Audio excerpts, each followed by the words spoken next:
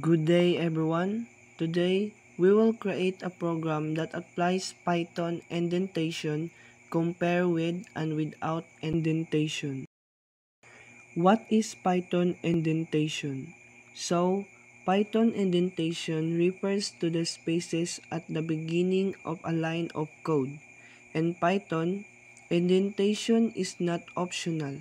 It's a fundamental part of the syntax that defines blocks of code. We will create two versions of the same Python program.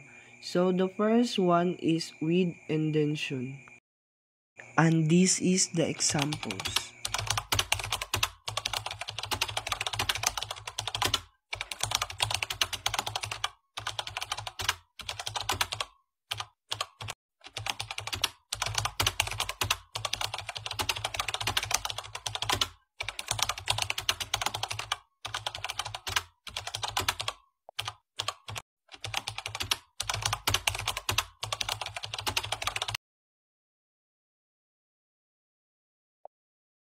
And this is the result.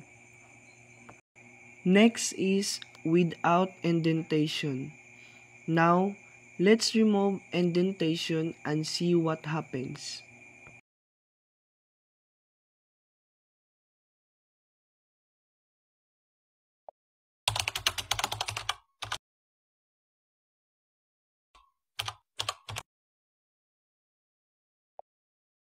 And this is the result.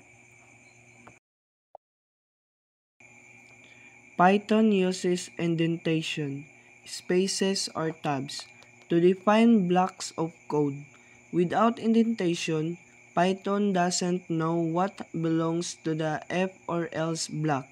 That's why it gives an error.